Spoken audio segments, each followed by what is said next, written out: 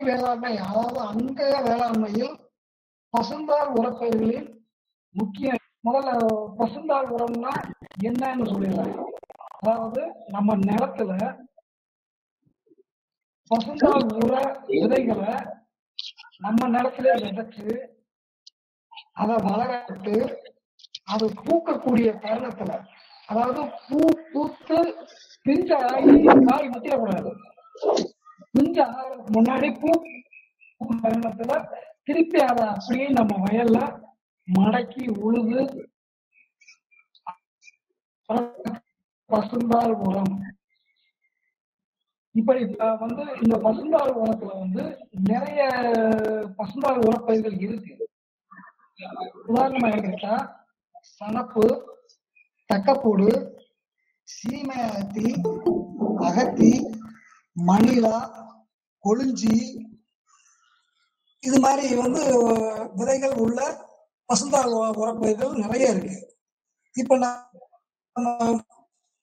இது இல்லாம பலதரப்பட்ட தானிய பயிர் வகைகள், அதாவது இப்ப ஒரு ட்ரெண்ட் என்னன்னா விவசாயத்துல இந்த நவதானியங்கள்னு சொல்றாங்க இல்லையா, இந்த நவதானியங்கள் அதாவது மக்காச்சோளம், சோளம், கம்பு, தட்டைப்பயிர், உளுந்து, துவரை, என்னென்ன இருக்கோ நம்மகிட்ட அதை பூரா அதுல 2 கிலோ, அதுல 2 கிலோ, அதுல 2 கிலோ, இதுல 2 கிலோன்னு ஒரு ஏக்கருக்கு கிட்டத்தட்ட 20 to 25 கிலோ கலந்து ஏகத்துக்கு விதைக்க வேண்டியது.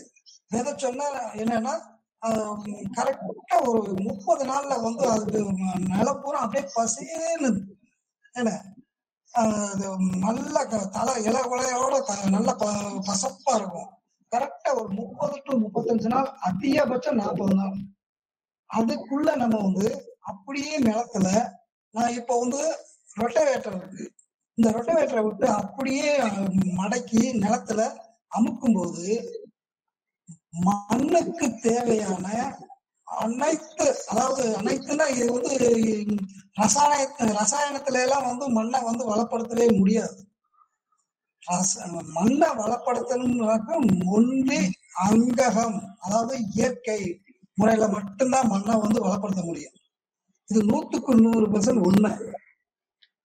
ரசாயனத்துல யாராவது நிலத்தை நான் வளப்படுத்திருக்கேன் இருந்தாக்க சொல்லுங்க, அதையும் சொல்லுங்க. ஆனா அது இருக்கவே முடியாது. ரசாயனத்துல என்னைக்குமே ஒரு நிலத்தை வளப்படுத்தவே முடியாது. இந்த அங்க இயற்கை இந்த பசுந்தாள் உரத்தை விதைச்சு, உரப்பயிரை விதைச்சு அதை மடக்கி விடுவா மட்டும்தான் மண்ணு வளப்படும். இப்ப என்னென்ன பசுந்தாள் உரப்பயிர் இருக்கிறத நான் உங்களுக்கு சொல்லிட்டேன். அதாவது இந்த பசுந்தாள் உரப்பயிரை நிலத்துல மடக்கிறது நஞ்சை நிலத்துல ஒரு சில விவசாயிகள் மடக்குவாங்க. அதாவது உதாரணம் நெல் பயிர் நடவுக்கு முன்னாடி, அதாவது நாத்து விடுறதுக்கு முன்னாடி ஒரு 5 நாள் 10 நாள் முன்னாடி இந்த நடவு வயல்ல இந்த சணப்போ, தக்கப்போடோ அல்லது கொளிஞ்சியோ விதைச்சு விட்டுருவாங்க. அதை விதைச்சு விட்டுட்டு ஒரு வாரம் 10 நாள் கழிச்சு என்ன பண்ணுவாங்க, நாத்து விடுவாங்க, நெல்லு நாத்து விடுவாங்க. கரெக்டா அந்த நெல்லு நாத்து கரெக்டா ஒரு 20 நாள் வரும்போது இந்த தக்கப்பூடு சணப்பெல்லாம் 30 நாள் 35 நாள் ஆயிடும். அப்ப கரெக்டா வயல் உழவுக்கு சரியா வரும். கரெக்டா அந்த தக்கப்பூடு சணப்பு பூ பூத்துக்கிட்டு இருக்கும். அப்பயே என்ன பண்ணுவாங்க, நெல் வயல் அடிப்பாங்க. அந்த வயல் அடிக்கும் போது சுத்தி வரப்பு கட்டி உள்ள தண்ணியை விட்டோம்னா அப்படியே தக்கப்பூடு சணப்ப கேஜுகள், அதாவது டிராக்டர்ல கேஜுகள் இருக்காங்க இல்லையா, கேஜுகளை விட்டு அப்படியே 2 தடவை கசக்குவாங்க. கசக்கிட்டு ஒரு 4 நாள் 3 அல்லது 4 நாள் அதிகபட்சம் ஒரு வாரம் தண்ணிக்குள்ள அழுக விடுவாங்க. ஒரு 2 இன்ச் தண்ணி நிலத்துல இருந்துகிட்டே இருக்கும். அப்படி நிலத்துல 2 இன்ச் தண்ணி இருந்துகிட்டே இருந்துச்சுன்னா 4 to 5 நாள் அதிகபட்சம் ஒரு வாரத்துக்குள்ள அந்த தக்கப்பூடு சணப்பு கொளிஞ்சி எதை அமுக்கிறோமோ அது பூரா அப்படியே அழுகி மக்கி மண்ணோட மண்ணாயிரும். அப்ப நடவுக்கு அந்த வயல் தயாராயிரும். இப்போ நீங்க கேள்வி கேட்கலாம், அதாவது இந்த சணப்பு தக்கப்பூடெல்லாம் ஏன் சார் 30 நாள் 35 நாளுக்குள்ளதான் மடக்கணுமா? அதே வந்து நல்லா வளர விட்டு குஞ்சு இறங்க விட்டு நடக்கலாம்ல அப்படின்னு நீங்க ஒரு கேள்வி கேட்கலாம். ஆனா அது கூடாது. ஏன்னா அந்த தக்கப்பூடு சனப்பு பூ பிஞ்சாகி காய ஆயிடுச்சுன்னா அதனோட தண்டு பகுதி வந்து நார் வந்துடும். அந்த நார் பகுதி வந்து அவ்வளவு சீக்கிரம் வந்து மக்காது. அப்ப நீங்க கேஜுகளை விடும்போது அந்த கேஜுகள்ல இந்த தக்கப்பூடு சனப்போட நார் வந்து சுத்திக்கிட்டே இருக்கும். உழவும் விளங்காது. மேற்கொண்டு மண்ணுல அமுக்கும் போது அந்த நார் வந்து மக்கிறதுக்கு கிட்டத்தட்ட ஒரு மாசம் எடுத்துக்கும். அப்ப நமக்கு எல்லா வேலையும் கெடுத்துரும். அதாவது நட முடியாது. உள்ள இறங்கினா காலில் அந்த நார் சுத்திக்கும்.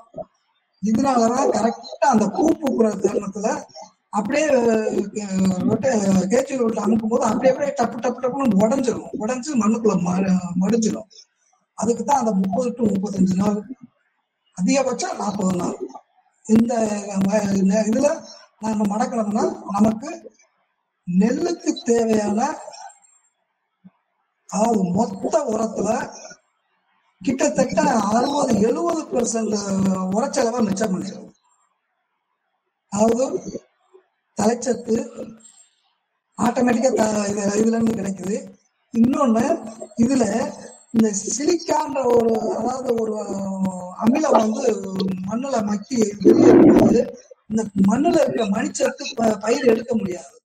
இந்த அமிலம் போய் அந்த மணிச்சத்தை டக்குனு கரைச்சு கொடுத்து வேருக்கு அந்த மணிச்சத்தை எடுத்து கொடுத்துரும். அப்ப மணிச்சத்து செலவும் குறையுது.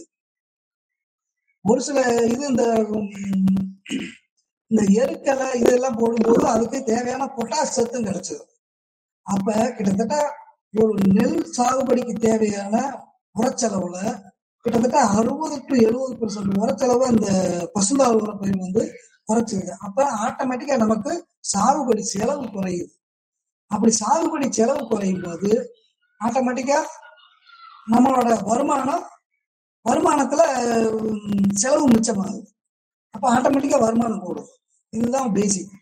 இப்ப இன்னொன்னு பசுந்தாள் உரப்பயிர்கள்னு சொல்றது, அதாவது அந்த நிலத்திலே விதைய விதைச்சு அதிலே மடக்கிறது பசுந்தாள் உரம். பசுந்தலை உரம் அப்படிங்கிறது வேற பக்கம் இருந்து, உதாரணமா வேற பக்கம் ரோட்லயோ தரிசிலையோ பொழிஞ்சு இருக்கும், அதை அறுத்து கொண்டு வந்து அமுக்கிறது. எருக்கலை, வேப்ப இலை, புங்க இலை, இது அரளி, அதாவது வெளியில இருந்து ஆமணக்கு இலை, வெளியில இருந்து என்னென்ன தலைகள். இப்ப நம்ம உங்க ஏரியாவில் வந்து ஒரு மலங்கரடு இருக்கு, கரட்ல என்னென்ன தலைகள் இருக்கும் அம்புட்டையும் அறுத்து வெட்டி கொண்டு வந்து நம்ம வயல்ல நெல் வயல்ல அப்படியே அங்கங்க வயலுக்கு 10 கட்டு 20 கட்டுன்னு போட்டு அப்படியே இறைச்சி விட்டு அப்படியே கேஜுல விட்டு அனுப்புறோம்னா உள்ள மடக்கி மச்சிடும். இது வந்து பசுந்தலை உரம். இப்ப பசுந்தாள் உர பயிருக்கும் பசுந்தலைக்கும் உள்ள வித்தியாசம் உங்களுக்கு புரிஞ்சதில்ல? பசுந்தாள் உரம்னா நம்ம நிலத்திலே விதைச்சு மடக்கிறது பசுந்தாள் உரம். பசுந்தலைனா வெளியில இருந்து கிடைக்கிற இலை தலைகள் எல்லாம் கொண்டு வந்து அமுக்கிறது பேரு பசுந்தலை உரம். இப்ப இந்த ரெண்டாவது உங்களுக்கு கிளியரா சொல்லிட்டேன்னா யாரும் டெஸ்டும் கேட்க மாட்டீங்களே, புரியுதுங்களா? ஹலோ,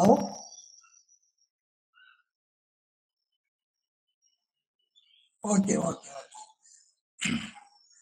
இப்போ உங்களுக்கு அந்த பசுந்தாள் உரம்னா என்ன, பசுந்தலை உரம்னா என்னன்றது நல்ல தெளிவா புரிஞ்சது இல்லை. அதுக்கடுத்து இந்த பசுந்தலை உரத்தினால மண்ணுக்கு என்ன லாபம்? அதாவது ஒண்ணு மெயின் வந்து களை கட்டுப்பாடு. ஃபர்ஸ்ட் நம்ம நிலத்துல அடம்பா விதைக்கிறோம். அடம்பா விதைச்சோன்னு உள்ள இருக்கிற கோரை, அருகு, களை விதை அம்புட்டுமே வந்து இந்த சனப்பு தக்க கூட தாண்டி வராது. நிழல் கட்ட உடனே அதை அப்படியே ஆட்டோமேட்டிக்கா சூரிய ஒளி கிடைக்காம ஆட்டோமேட்டிக்கா அதை கிழங்கு அரக்கு விழுந்து இறந்துடும். அப்ப முதல்ல மெயின் வந்து களை கட்டுப்பாடு. அடுத்து இதை மடக்கி உழுகும் போது, அதாவது இந்த இலை தலையிலிருந்து வர்ற கந்தக அமிலம்னு ஒரு அமிலம் சுரக்கும். அந்த அமிலம் வந்து நான் ஏற்கனவே சொன்னேன் இல்லையா, கிட்டாத நிலையில் உள்ள மணிச்சத்து பாஸ்பரஸ். அந்த பாஸ்பரஸை உடைச்சு விடும், கரைச்சு விடும். கரைச்சு விட்டா அப்படி கரைச்சு விட்டா தான் வேர் வந்து ஆட்டோமேட்டிக்கா அந்த மணிச்சத்தை சல்லுன்னு இழுக்கும்.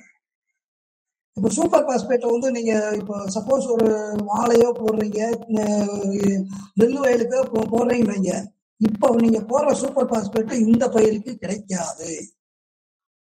3 மாசம் 4 மாசம் ஆகும் அந்த சூப்பர் பாஸ்பேட் மக்கி அது பயிருக்கு கிடைக்கக்கூடிய நிலையை அடையிறதுக்கு 3 to 4 மாசம் ஆகும்.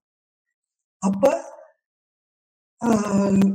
இந்த மாதிரி இலதலை அனுப்பும்போது ஆட்டோமேட்டிக்கா அந்த உள்ள இருக்கிற அந்த அமிலம் வந்து சுரந்தோடனே மண்ணுல இருக்கிற பாஸ்பரஸ் மணிச்சத்தை உடைச்சு விட்டோம்னா வேர் எடுத்துக்கும். அதனாலதான் வந்து இலதலைகள் குப்பை மக்கி எல்லாம் போடும்போது பயிர் செழிப்பா நல்லா கருகருன்னு பச்சை வர்றதுக்கு காரணம் அதான்.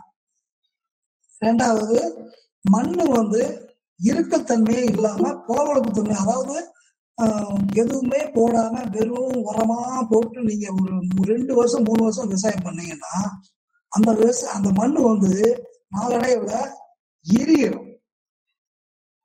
இரியும்னா அந்த நீரை உள்வாங்குற தன்மையை இழந்துடும். அப்ப ஆட்டோமேட்டிக்கா என்ன ஆகுனாக்கும் வெயில் லேசா பட்டோன்னே அந்த மண்ணு சூடேறும். அந்த இதை நிவர்த்தி பண்றதுக்கு இந்த இளந்தலைகளை நிலத்துக்குள்ள அமுக்கும் போது மண்ணை வந்து பொலவொலப்பாகும், இறுக்கம் கொடுக்காது, நல்லா இலக்கமா இருக்கும். அப்ப இலக்கமா இருக்கும்போது வேரோட்டம், பயிருடைய வேரோட்டம் வந்து ஈஸியா போகும். ஈஸியா அந்த வேரோட்டம் 4 பக்கம் போகும்போது 4 பக்கம் இருந்த சட்டை கூட எடுக்கிறதுக்கான வாய்ப்பை உண்டு பண்ணி கொடுக்கும் இந்த இலை பசுந்தாள் பயிர்கள். அதுக்கடுத்து மண்ணில் காற்றோட்டம், அதாவது ஒரு பயிர் வளர்றதுக்கு மேல இருக்கிற காற்று மட்டும் பத்தாது, வேருக்கும் காத்து வேணும். அந்த வேருக்கு காத்து வேணும்னா மண்ணு பொலவொலப்பா லூஸா இருந்தா தான் காத்து உள்ள போகும். காத்து உள்ள போயிருக்கோம்னா தான் வேர் வந்து நல்ல ஸ்ட்ராங்கா திடமான வேரா வளரும்.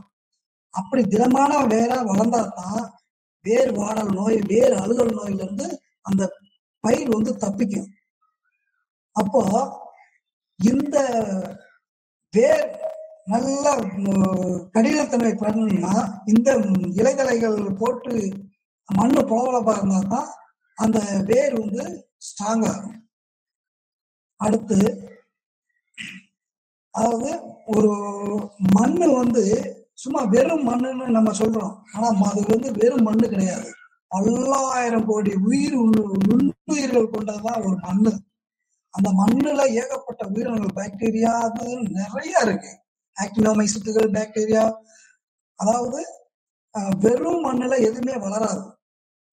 அந்த மண்ணுல நுண்ணுயிர்கள் அதிகமா இருந்தா தான் நம்ம போடுற குப்பை இலதலை எல்லாத்தையும் அது சாப்பிட்டு அப்படியே பயிருக்கு கிடைக்கிற மாதிரி எச்சத்தையா வெளியிட்டு, அப்ப மண்ணு வந்து என்னன்னா மணல் மண்ணுல கூட இந்த மாதிரி இலதலையை 4 தடவை போட்டு மடக்குனீங்கன்னா அந்த மண்ணு மாறும். அப்ப மண்ணு நுண்ணுயிர்களை அதிகப்படுத்துது இந்த இலதலைகள்.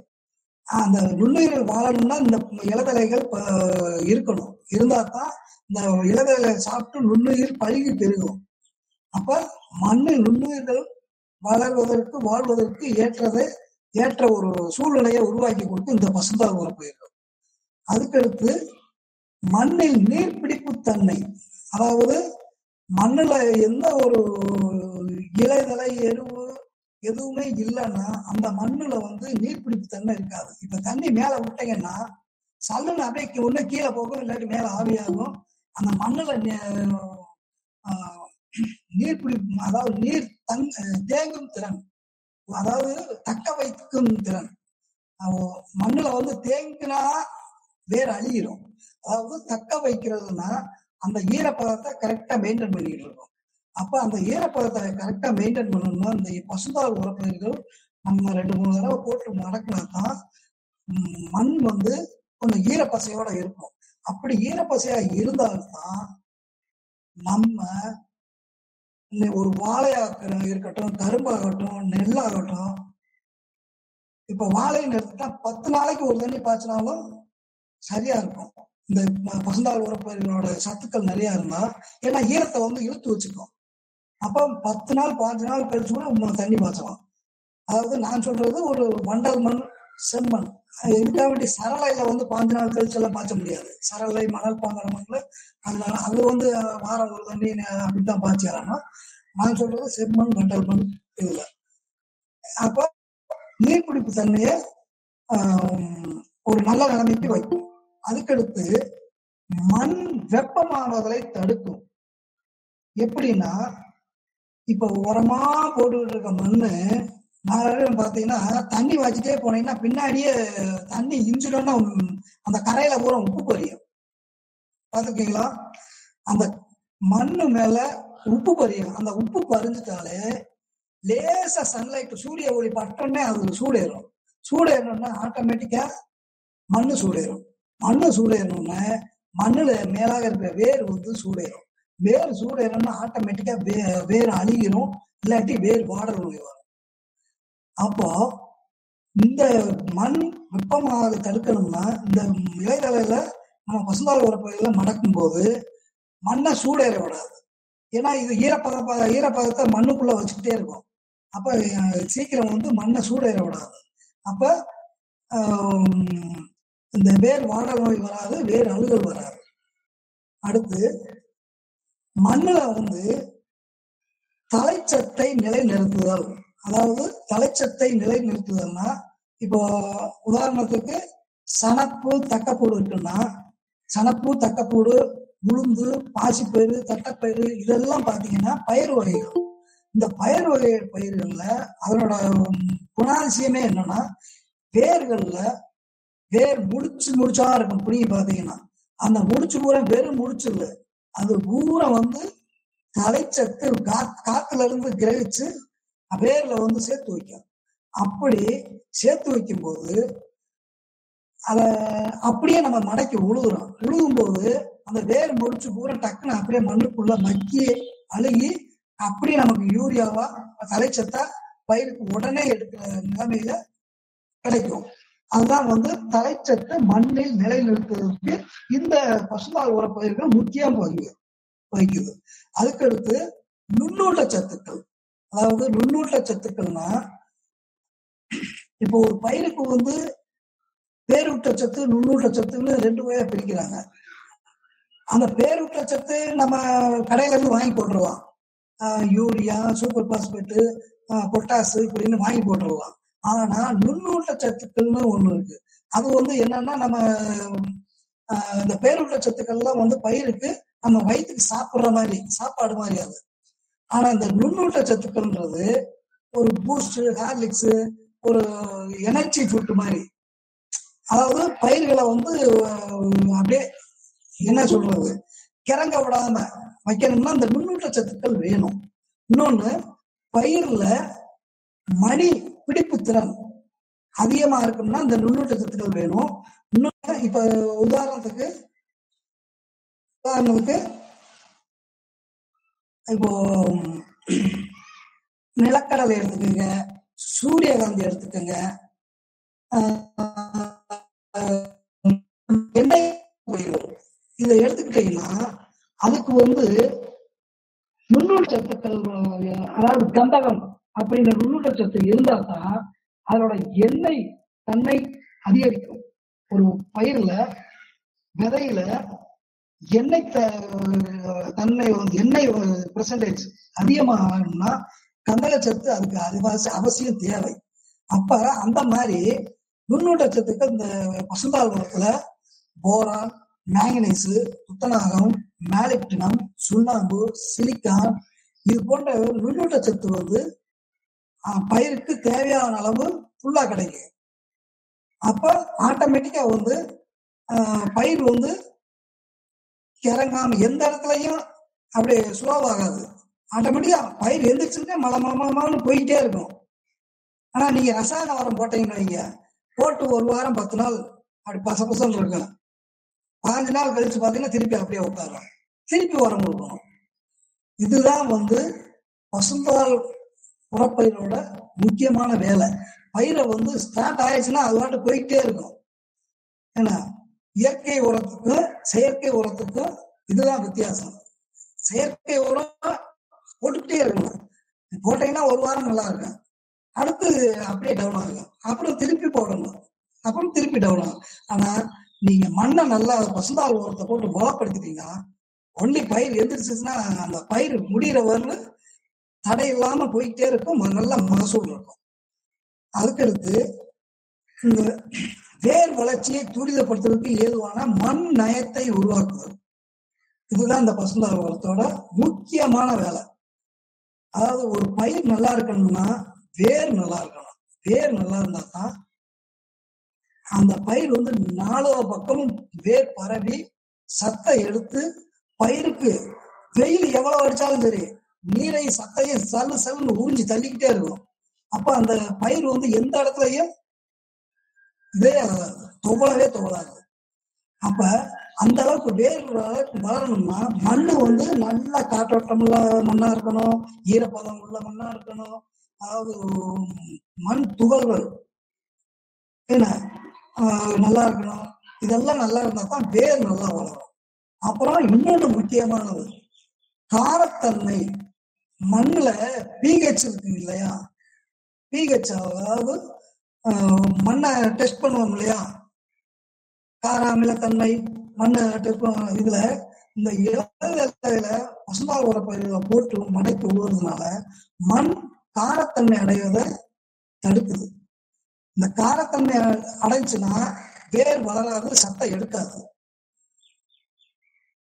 அதுல அந்த இடத்துல இந்த பசுந்தாள் உரமானது அந்த காரத்தன்மையை வந்து கரெக்டா சமநிலையில கொண்டு வந்து வைக்குது. அதாவது 7.5 8.5 இருக்கணும் pH. அந்த வேலையை வந்து இந்த பசுந்தாள் உரம் வந்து மண்ணுக்கு கொடுக்குது. அப்ப ஆட்டோமேட்டிக்கா வேர் நல்லா வளருது, பயிர் நல்லா வளரும். ஏன்னா இதுதான் வந்து பசுந்தாள் உரப்பயிரோட முக்கியமான நன்மைகள். இன்னொன்னு, அதாவது இப்போ நீ கேட்கலாம், இப்ப 20 கிலோ விதைக்கிறேன் சார், அதுக்கு எவ்வளவு கிடைச்சிட போகுது பசுந்தாள் உரம் அப்படின்னு. ஒரு ஹெக்டருக்கு நம்ம எவ்வளவு போடுறோம்னா 20 to 25 கிலோ விதை போடுறோம். அதனோட தலை எவ்வளவு தெரியுமா கிடைக்கும்? ஒரு ஹெக்டருக்கு 20.4 டன்னுல இருந்து 24.9 டன் தலை கிடைக்கும். அப்ப 25 டன்னு தலைய நம்ம வயல்ல மடக்கும் போது ஆட்டோமேட்டிக்கா எல்லா சத்துமே நமக்கு கிடைச்சது. இன்னும் அதோட இந்த 25 டன்னு பசுந்தாள் தலையை மடக்கும் போது தலைச்சத்து எவ்வளவு வருதுன்னா கிட்டத்தட்ட 146 கிலோல இருந்து 220 கிலோ தலைச்சத்து கிடைக்குது. ஆனா இன்னைக்கு நம்ம 4-5 மூட யூரியா போடணும்னா கிட்டத்தட்ட அந்த யூரியா போட்டாக்கும் என்னன்னா கொஞ்ச நாள் பசப்பா இருக்கும், அது ஒரு 20 நாள்ல அந்த பசப்பு மாறிடும்.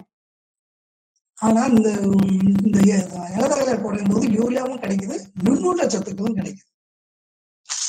அதுக்கப்புறம் இப்ப என்னன்னா, இப்போ ஒரு விவசாயத்துல ஒரு புரட்சி மாதிரி, அதாவது இப்போ விவசாயம் பண்றோம் இல்லையா, சப்போஸ் கத்திரி பண்றோம், தக்காளி பண்றோம், பருத்தி பண்றோம், மக்காச்சோளம் பண்றோம், கம்பு பண்றோம், சோளம் பண்றோம்.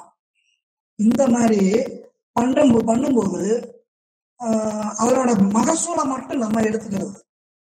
அதாவது சோளம்னா சோளத்தை எடுத்துக்கிறோம், கம்புனா கம்பை மட்டும் எடுத்துக்குவோம், கத்திரிக்காய்னா கத்திரிக்காய் மட்டும் பிடிக்கிறோம், வெண்டிக்காய்னா வெண்டிக்காய் மட்டும் பிடிக்கிறோம். மீதி அந்த குச்சி தலைகள் பருத்தினா பருத்தி எடுத்துட்டு மீதி அந்த செடி அப்படியே இருக்கும் இல்லையா, அந்த செடியை அப்படியே ரொட்டவேட்டரை விட்டு மடக்கணும்.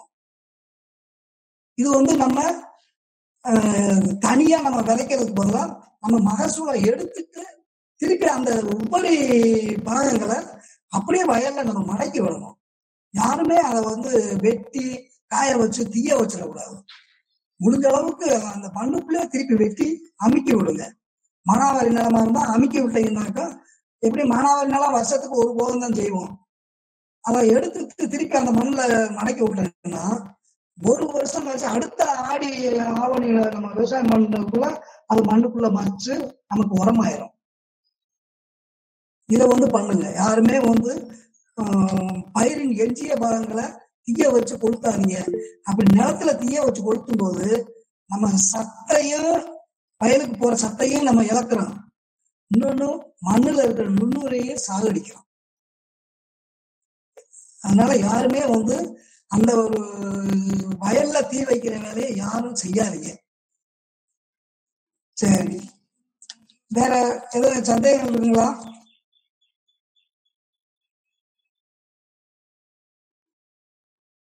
Hello madam.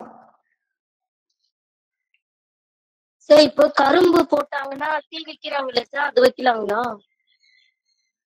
கரும்பவே இப்போ அதை மக்க வைக்கிறதுக்கு புளூரோட்டஸ்னு ஒரு பாக்டீரியா நுண்ணுயிரி வந்துருச்சு. அதாவது கரும்பு சால் இருக்குங்க இல்லையா?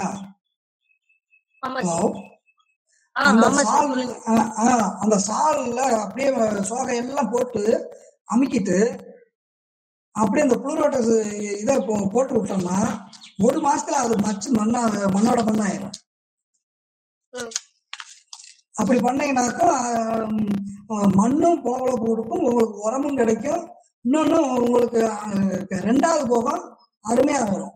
அதாவது முதல் போகத்தை விட இப்போ முதல் போகத்துல 60 டன் 70 டன் கரும்பு எடுக்கிறோம்னா 2வது போகத்துக்கு 80 டன் 100 டன் வரும். ஆனா அதே நீங்க தீ வச்சீங்கன்னா ஒரு கரும்புல 4 சிம்பு 5 சிம்பு வெடிக்கும் இல்லையா?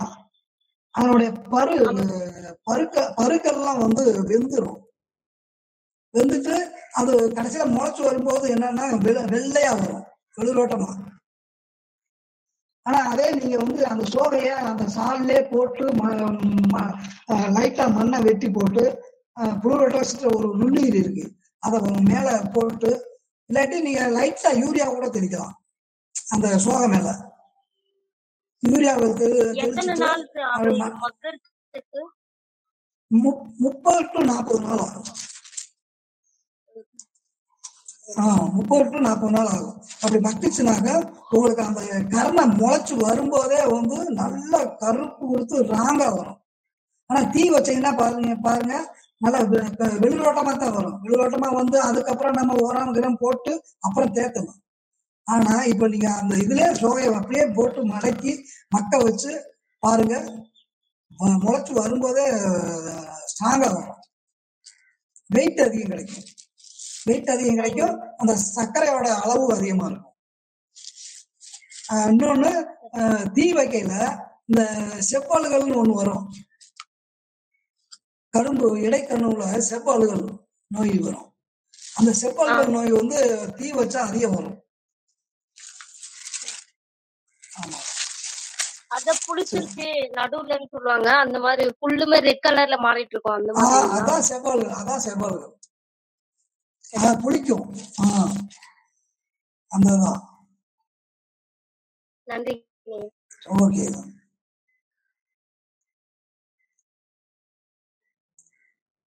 ஹலோ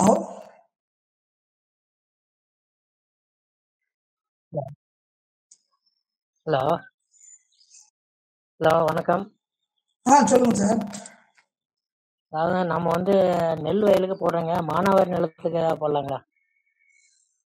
மானாவாரி நிலத்துக்கு நீங்க என்ன பண்ணலாம், இப்போ மானாவாரி நெல்லுங்கிறது ஒரு தடவை தான் போடுவீங்க. இல்ல மானாவாரி நெல் இல்லைங்க, மானாவாரி மரப்பயிர் இருக்கு இல்லைங்களா? அழகா இப்ப மரப்பயிர் நெட்டுருக்கீங்களா? நீ நட போறீங்களா? நட்டாச்சுங்க, நட்டா இப்ப காய்க்கு வந்துட்டு இருக்குங்க. என்ன பயிர்? மாமரம். மாமரம். சரி, மாமரம்னா என்ன பண்ணணும் நீங்க? எத்தனை வருஷம் மரம்? 6 வருஷம் ஆகுதுங்க. 6 வருஷம் தான் காய்ச்சிக்கிட்டு இருக்கு. காய்ச்சிட்டு இருக்கு. அப்ப என்ன பண்ணுங்க, எவ்வளவு இடைவெளி? 20 அடி கேப் விட்டுருக்கீங்களா? 15 அடி கேப் விட்டுருக்கீங்களா? 15 அடி வச்சிருக்கேங்க, 20 அடி வச்சிருக்கேங்க. சரி சரி சரி, ஒண்ணும் இல்ல. நீங்க என்ன பண்ணுங்க, இந்த இப்போ இப்போ காய்ச்சிக்கிட்டு இருக்கா, இப்போ பிடிக்கிட்டு இருப்பீங்கல்ல?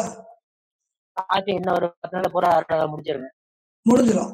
அந்த அறுவடை முடிஞ்சோன்னா பாருங்க, அந்த வெறும் புல்லா மண்டி இருக்கும். ஆ அந்த புல்ல வந்து என்ன பண்ணுங்க, ரொட்டவேட்டரை விட்டு அப்படியே அமுக்கிருங்க. ஆ அமுக்கிட்டு 2 மழை பெஞ்சுன்னா அது மச்சிரும். அப்புறம் திருப்பி முளைக்கும். முளைக்கும் போது நீங்க உழவு ஓட்டித்தான் ஆகணும். உழவு ஓட்டி களை இல்லாம வச்சுக்கிட்டீங்கன்னா இந்த இது மாவுல வந்து ஒரு இது விழுகும், பிசு மாதிரி. சொல்லுங்க இலையில கருப்பு கருப்பா, காயிலையும் கருப்பு கருப்பா விழுகும். சொல்லுங்க. அது வந்து களை அதிகமா இருந்தா அது வரும்.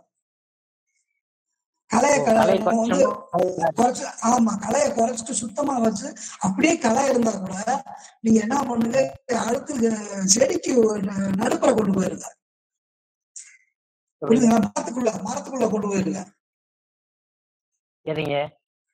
மரத்துக்குள்ள கொண்டு போயிட்டீங்கன்னா சுத்தி இருக்கிறது பூரா நல்லா புழுதியா நல்லா ஃப்ரீயா இருக்கும், நல்லா இருக்கும்.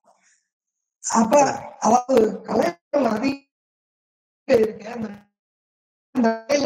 மரத்துக்கு வரும்.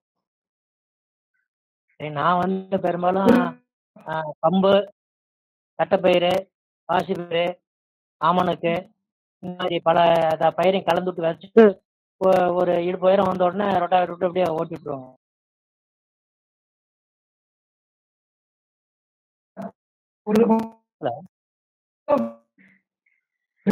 அந்த மாதிரி பண்ணீங்கனால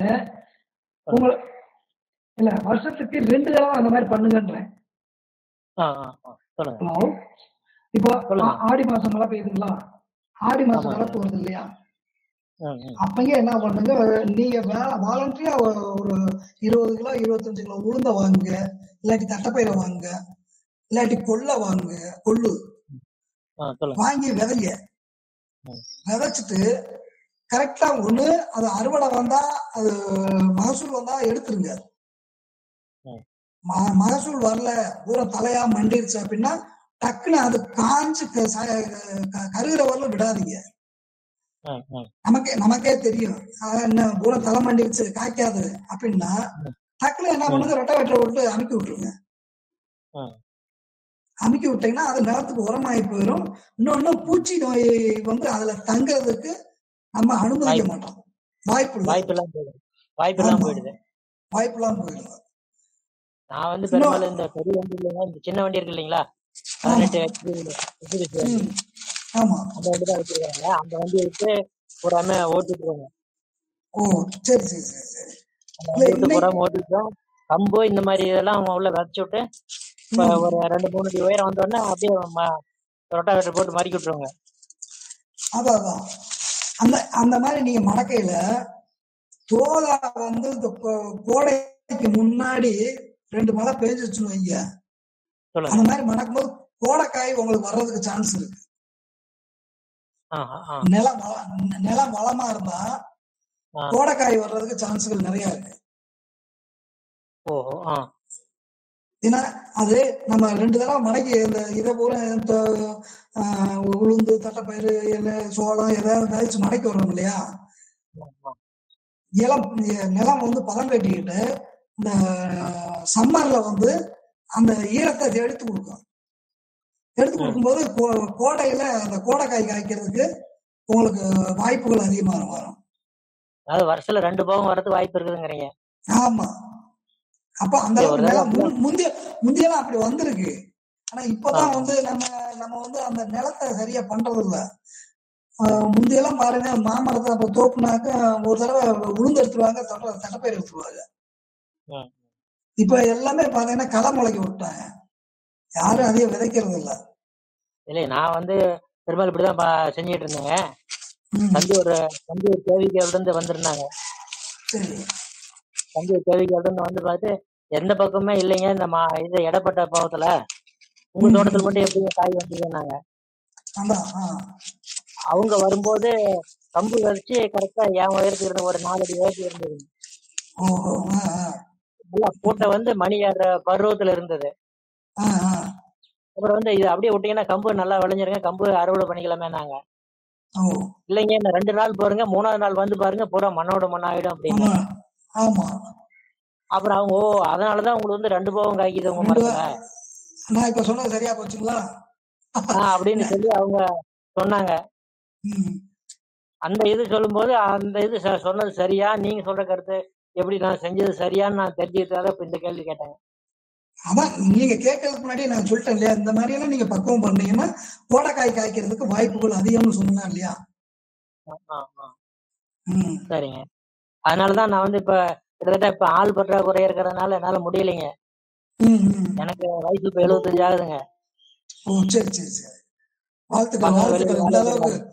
ம், ம். ஆளுங்க வெளியில கிடைக்கல. சரி. அதனால இந்த ரொட்டாவேட்டர் போட்டு அப்படியே டிராக்டர் ஏரியா கொஞ்சம் அப்படியே மெதுவா ஓட்டிட்டே போனோம்னாக்க ஒரு அப்படியே ம், நுணுக்கி ம். விட்டு வந்துடும் ஆமா. அப்படின்ட்டு இன்னொன்னு, நான் இப்ப எனக்கு தெரிஞ்சது அப்படியே சின்ன ஒரு இதா பண்ணிட்டு வந்துட்டு இருக்கேன்னு வச்சுங்களேன். அதாவது இன்னொன்னு. ரசாயனத்தை வந்து எதுவுமே நம்ம போடுறது இல்லைங்க. ஓ, ஆமா.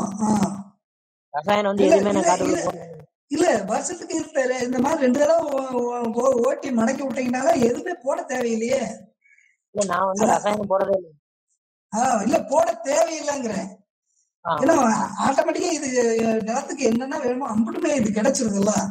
இன்னொன்னு, ஆ, ஆ. நீங்க அந்த மாதிரி 2 தடவை ரொட்டேட்டர் விடும்போது களை கட்டுப்பாடாயிருது. ஆ, மே மண்ணு காஞ்சுக்கும் தெரியுங்களா. ஆ, ஆ. மே மண்ணு நல்லா காஞ்சுக்கும். மே ஆமாங்க. மண்ணு நல்லா காஞ்சாலே அது வந்து ஒரு உரமே இருக்கும். அதாவது சத்த பூரா அந்த காயும் போது சத்த பூரா இழுத்து வச்சுக்கும். ஆ, ஆ. அடுத்து மழை பெஞ்சோன்னா அப்படியே நேரா இறங்கணும்னா வேறு போயிட்டு வரும். ம்.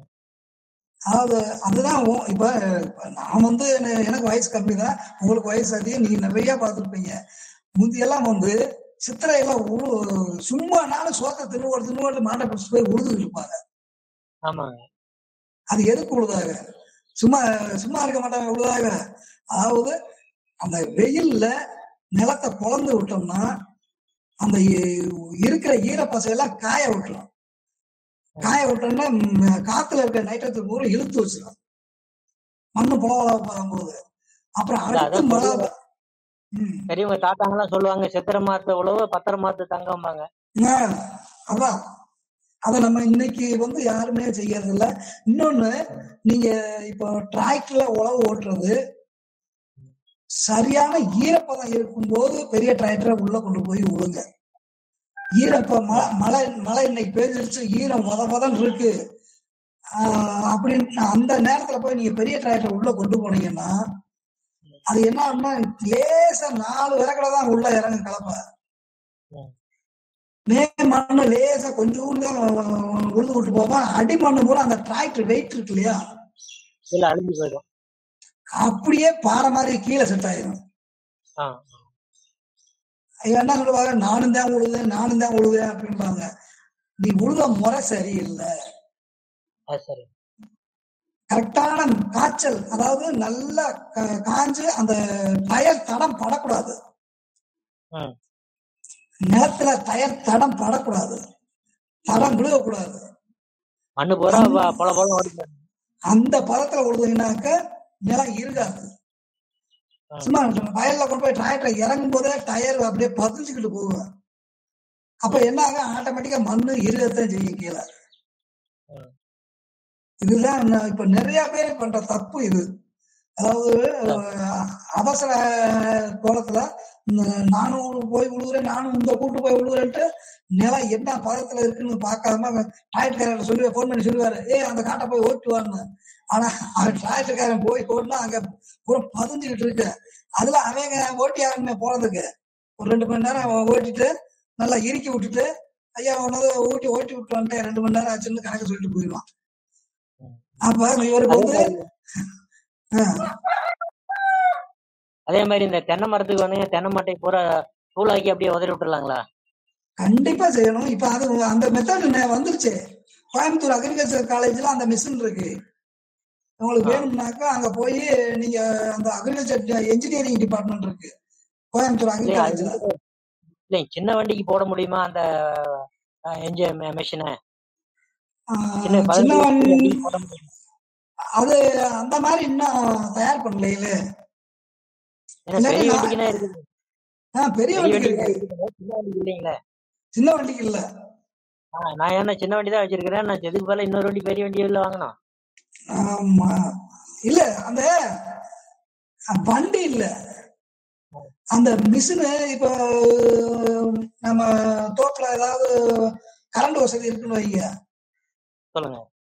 கரண்ட் வசதி மோட்டர் இதுல இருந்து கரண்ட் எடுத்து கொண்டு போய் வச்சு மட்டும் அந்த மோட்டரும் அந்த கத்தி மட்டும் சுத்திட்டு இருக்கா. உள்ள விட்டீங்கன்னா அது அப்படியே தூள் ஆக்கிக்கிட்டே போகும்.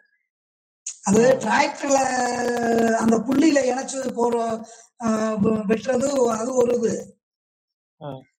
இது தனியாவே மோட்டரும் அந்த பிளேடும் தனியா ஒரு மிஷின் தயார் பண்ணிருக்காங்க. இல்ல அதே பிளேட வந்து டிராக்டருக்கு பின்னாடி போட்டு இணைச்சுட்டா ஓடும்லங்க? ஓடும். இல்ல அந்த மாதிரி ஏதாவது தகவல் கொடுத்தீங்கன்னா. அதாவது அந்த மாதிரி தகவல் வேணும்னா நீங்க ஒரு நாள் வேலையை பார்க்காம கோயம்புத்தூர் அக்ரி காலேஜுக்கு போனீங்கன்னா, எனக்கு இந்த மாதிரி வேணுங்க அப்படின்னு ஒரு கோரிக்கையை வச்சுட்டு அவங்க ஒரு முன்னுரிமை பதிவேடு வச்சிருப்பாங்க. விவசாயிகளின் கருத்து, விவசாயிகளோட கருத்து, அவர்கள் எதிர்பார்ப்பு. அதுல நீங்க இந்த மாதிரி எனக்கு ஒரு இது வேணும் அப்படின்னு எழுதி வச்சுட்டு போன் நம்பரை வச்சுட்டீங்கன்னா அவங்க உங்களுக்கு ஒரு பதில கொடுப்பாங்க. அதான் அந்த மாதிரி. ஆனா வந்து தென்னந்தோப்புல நீங்க சொன்ன மாதிரி மட்டைகள் எல்லாம் தூளாக்கி அந்த நிலத்திலே மடக்கிறது இன்னும் இதை விட சிறப்பு. இல்ல அப்படிதான் இந்த தடவை பண்ணி தனியார் தான் ஒருத்தர் வண்டி எடுத்துட்டு வந்தாங்க. அப்புறம் தனியாருக்கு அவங்க கேட்கற ரேட்டு கொடுத்துதான் ஓட்டுனாங்க. அப்புறம் அதனால வேற வழியிலயும் எங்களுக்கு சின்ன வண்டியா இருக்கிறனால சின்ன வண்டிக்கு போட முடியல. சரி, நான் அவ்வளவுதான். மற்றவங்க கேள்வி சொல்ல வேண்டியது. நன்றிங்க.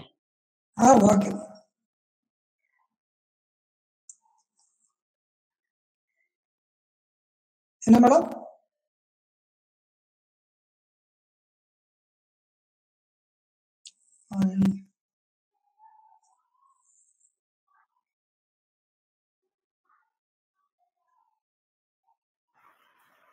சார் வணக்கம் சார். சொல்லுங்க சார். கோரை அழிக்கிறதுக்கு பசுந்தால் ஒரு ஏதாவது பயன்படுங்க சார்? எந்த வகையா சார்? எதுக்கு கோரை அழிக்கணும் சார். கோரை அழிக்கிறதுக்கா? அதான் சொல்லணும்ல, கோரை அழிக்கிறதுக்கு இந்த சனப்பு தக்கப்போடு இருக்கு இல்லையா? சரி.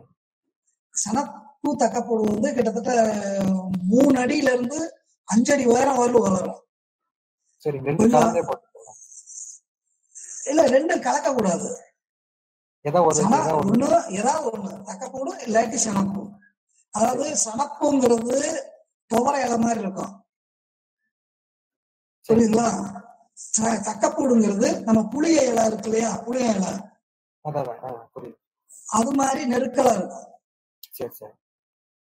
நீங்க எதையாவது ஒண்ணு இப்போ ஏக்கருக்கு ஒரு 20 to 25 கிலோ, ஹெக்டருக்கு 2.5 ஏக்கருக்கு 20 to 25 கிலோ நல்லா அடம்பா விழுகும். விதைச்சீங்கன்னா எவ்வளவு கோரையா இருந்தாலும் இது மேல வந்துடும். ஒரு 15 நாள்ல இது மேல வந்துடும். கோரை கீழே இருக்கும். அந்த கோரை கீழே இருக்கும்போது சூரிய ஒளி எதுவுமே கிடைக்காது. சூரிய ஒளி எதுவுமே கிடைக்காட்டி அப்படியே அந்த கோரை புல்லு வந்து அப்படியே ஈக்கியா ஆனோம்னா கிழங்கு அரக்கு விழுகும். கிழங்கு அரக்கு விழுந்துச்சுன்னா ஆட்டோமேட்டிக்கா அது வந்து செத்துரும். அதாவது முழுசா சாகாட்டியும் ஒரு 50% கண்ட்ரோல் கிடைக்கும்.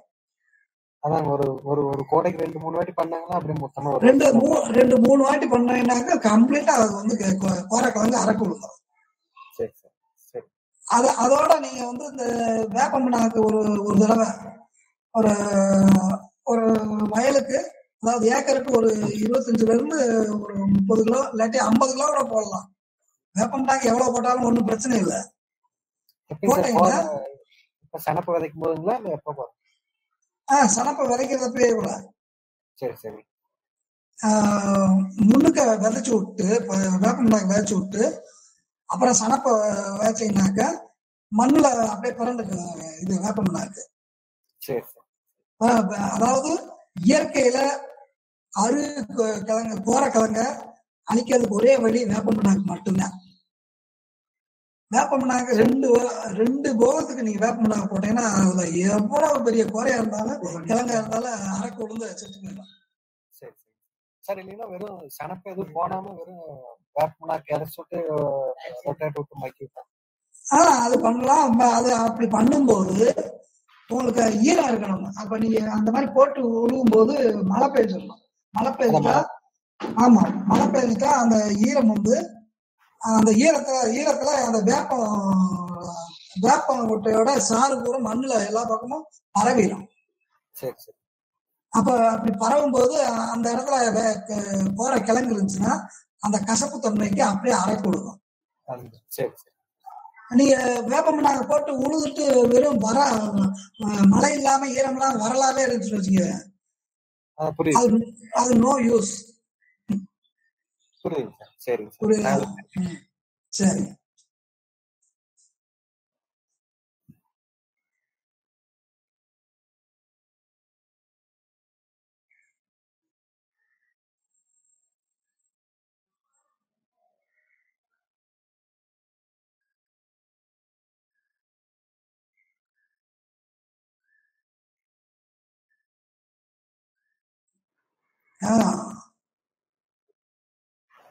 சார்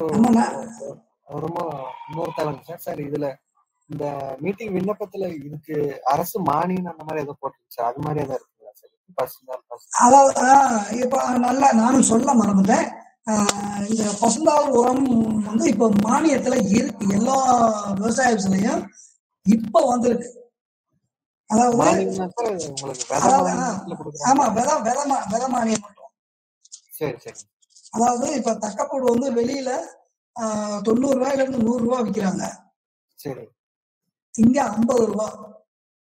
சரி சரி சார். இது வந்து சிறு குறு விவசாயம் இல்லாம எல்லாம் அது எல்லாத்துக்குமே இந்த இதுல வந்து சிறு குறு விவசாயி பெரிய விவசாயம் பாகுபாடே இல்லை. நீங்க போய் உங்க நிலத்தை சிட்டாவை கொடுத்தீங்கன்னா சரி சரி ஒரு ஏக்கருக்கு 20 கிலோ கொடுப்பாங்க. சரி சார். இது எங்கங்க சார், கேவிகே போகணுங்களா இல்ல நம்ம விவசாய ஆபீஸ். நீங்க எந்த ஏரியா சார்? சார் நம்மளது அரவாக்குறிச்சி சார், வேடசந்தூர் தாண்டி. அரவாக்குறிச்சியா? ஆமா. அப்ப உங்களுக்கு அரவாக்குறிச்சி பிளாக் எந்த பிளாக் வருது? அரவாக்குறிச்சியில வேளாண் ஆபீஸ் வருது. அங்க வரும் யூனியன் ஆபீஸ். அதான் சார். ஆமா. இப்ப அந்த 10 நாளைக்கு முன்னாடி எல்லா விவசாய ஆபீஸ்லயும் இறங்கிருச்சு தக்கப்பூடுல. சரி. அதனால நீங்க போய் உங்களோட சிட்டா, ஆதார் கார்டு, ஏன்னா நீங்க எப்ப போய் கொடுப்பீங்கல்ல ஒரு அந்த இதை ஒரு செட்டை கொண்டு போய் கொடுத்தீங்கன்னாக்க ஒரு நபருக்கு 20 கிலோ ஒரு ஏக்கருக்கு. உங்களுக்கு அதிகமா தேவைப்பட்டா உங்க மாமே மச்சான் பக்கத்துல வந்துக்காரங்க யாராவது கூப்பிட்டு அவங்க சிட்டாவை கொண்டு போய் கொடுத்து 2 பேருக்கு வாங்கிட்டு வந்துடலாம். 40 கிலோ அப்படி வாங்கிக்கலாம். இப்போ இருக்கு, அவைலபிளா இருக்கு. இப்ப தக்கப்பூடு எல்லா விவசாயத்திலையும் மானியத்துல வந்துருச்சு, இருக்கு. சரி. இன்னொன்னு, அதாவது நேயர்கள் அனைவருக்கும் ஒரு சின்னது, இது வந்து நஞ்சை நிலத்துக்கு மட்டும்தான் இதை போட்டு மடக்கணும் உழுகணும் அப்படின்னு இல்லை, மானாவாரி நிலத்துக்கும் நம்ம பண்ணலாம். எப்படின்னா இப்ப பாத்தீங்கன்னா இப்ப தொடர்ந்து ஒரு 15 நாளா மழை பெய்ஞ்சுக்கிட்டே இருக்கு, சாரல் விழுந்துகிட்டே இருக்கு, மோடதளமாவே இருக்கு. இப்ப இந்த மாதிரி டயத்துல என்ன பண்ணணும், மானாவாரி நிலத்துல டக்குன்னு தக்கப்பூடோ சனப்போ எதையோ வாங்கி விதைச்சு விட்டு, எப்படியும் நம்ம வெறும் உழவுனாலும் உழுவ போறோம். அந்த வெறும் உழவு உழுகிற இடத்துல ஒரு 1000 ரூபாய்க்கு தக்கப்பூடை வாங்கி டக்குன்னு விதைச்சு விட்டு உழுதீங்கன்னா அந்த ஈரத்தை வச்சே கிட்டத்தட்ட ஒரு 2 அடி 3 அடிக்கு வளர்ந்துடும். வளர்ந்தோம்னா அப்படியே நம்ம ரொட்டவேட்டரை விட்டு அப்படியே அமைக்கலாம். மரம்ல அது பாட்டுக்கு மண்ணுக்குள்ள உள்ள இருக்கும். மழை என்னைக்கு பெய்யுதோ அப்படியே மச்சிரும். அப்படியே மழை பெய்யாட்டிய அது வந்து இளம் தளிராத்தான் இருக்கு. மண்ணுக்குள்ள போனோடனே ஆட்டோமேட்டிக்கா அந்த மண்ணு ஈரத்திலே மச்சு போயிடும். இதை நீங்க ஆட்டோமேட்டிக்கா செய்யலாம். மானாவாரி நிலத்துக்கு இது செஞ்சீங்கன்னா உங்களுக்கு மானாவாரி விவசாயம் நல்லா இருக்கும். அவ்வளவுதான்.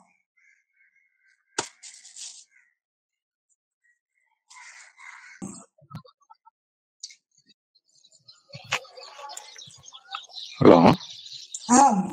சொல்லுங்க. சார், இப்போ நெல் நடும்போது ஒவ்வொரு தடவையும் ஒரு ஊகத்துக்கும் தக்கப்பூடு விதைக்கணுங்களா? ஆமா சார். நெல் ஒவ்வொரு தடவை நீங்க போடும்போதும் தக்கப்போட விதைச்சிட்டீங்கன்னாக்கும் உங்களோட உரச்செலவை ஆட்டோமேட்டிக்கா குறைச்சிடும். தூர் வெடிக்கும் நல்லா. அதாவது நார்மலா வந்து நீங்க உரம் போட்டு இது பண்றதுல எண்ணி பாத்தீங்கன்னா ஒரு 15 இருந்து 20 தூருக்குள்ளதான் இருக்கும். ஆனா இந்த சனப்பு தக்கப்போட போட்டு மடக்கி விழும்போது அதுல நல்லா எண்ணி பாருங்க 40 தூர் இருக்கும்.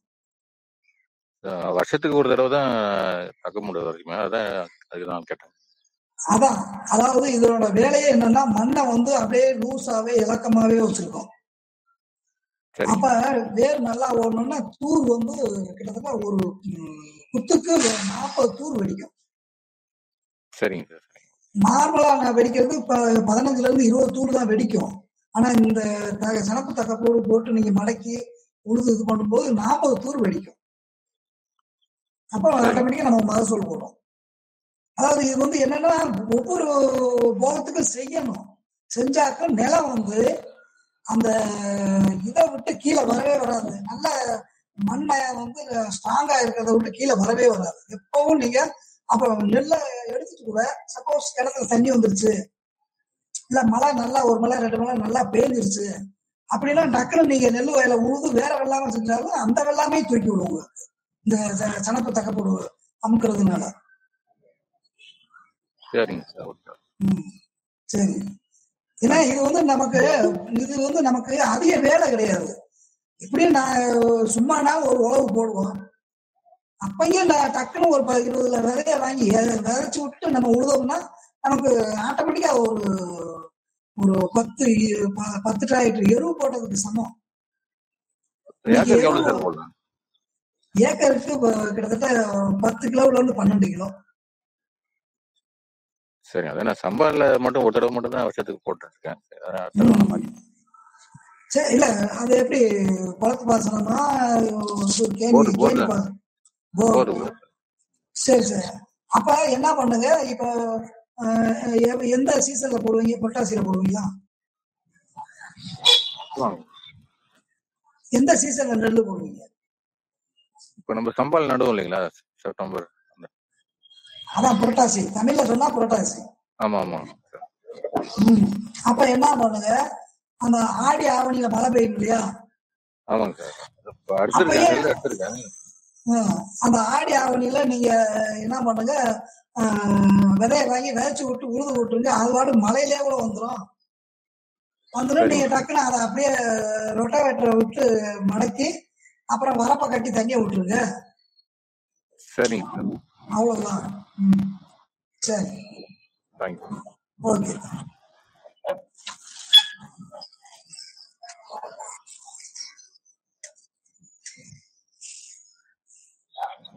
வணக்கம்.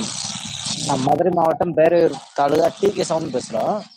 வணக்கம் வணக்கம், சொல்லுங்க. அதாவது இப்ப வந்து நம்ம சின்ன வெங்காயம் நடுறதுக்கு முதல்ல வந்து இயற்கை உரம் என்ன போடலாம்? இப்போ வந்து சின்ன வெங்காயத்துக்கு இயற்கை உரம்னா, அதாவது 1 மாசத்துக்கு முன்னாடி எருவு போட்டு உழுது ஒரு மழை பெஞ்சுட்டா வெங்காயத்துக்கு நல்லா இருக்கும். பதங்கட்டி உழுதாச்சு, நீங்க சொன்ன மாதிரி அந்த எருவு போட்டு உழுதாச்சு பதங்கட்டி. எப்படி எப்படி வெங்காயம் அதாவது எரு அடிச்சு பதங்கட்டி உழுதாச்சு 1 மாசத்துக்கு. பதம் கட்டி உழுதாச்சு இல்ல, பதம் கட்டிட்டா போதும். ஏன்னா பதம் கட்டல அப்படின்னா அந்த எருவோட உஷ்ணம் வெங்காயத்தை பாதிக்கும். ஒண்ணு பதம் கட்டி இருக்கணும், அப்படி இல்லைன்னா மழை பெய்ஞ்சிருக்கணும். அந்த மாதிரி பேஞ்சுட்டா பதம் கட்டிட்டா வெங்காயம் சூப்பரா வரும். காரணம் என்னன்னா, வெங்காயத்துக்கு வேரோட்டம் வந்து ஒரு 8 சென்டிமீட்டர் 10 சென்டிமீட்டருக்குள்ளதான். ஆமா ஆமா.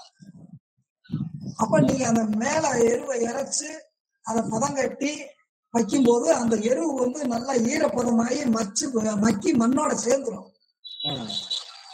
அப்ப சேர்ந்தோடனே ஆட்டோமேட்டிக்கா வெங்காயம் நட்டோடனே வேறு சல்லுன்னு அப்படி வெள்ளி கம்பி மாதிரி தூரம் சலசலன்னு இறங்கணும்னா மேல கருப்பு கொடுக்க ஆரம்பிச்சிடும்.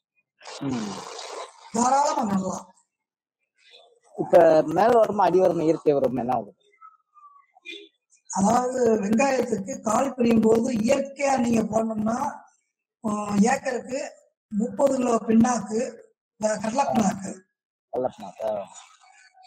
ஒரு 15 கிலோ வேப்ப பிண்ணாக்கு, ஆ, இது ரெண்டையும் கலந்து அப்படியே சால்சாலா போடணும் கீழ.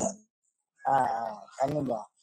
அது எப்பன்னா அந்த 40வது நாள் கால் குறியும் இல்லையா, ஆமா ஆமா அந்த 40வது நாள் ஒரு களையை வெட்டு வைங்க முன்னாடி. ஆமா ஆமா ஆமா. நல்லா களையை வெட்டி 1 வாரம் 10 நாள் காய விட்டு ம் அப்படியே இந்த பிண்ணாக்கை நல்ல நல்ல செக்கு பிண்ணாக்கை வாங்கணும். ம் இந்த ரோட்டரி பிண்ணாக்கு மாதிரி இந்த தவிடு மாதிரி இருக்கு அதெல்லாம் வாங்கக்கூடாது.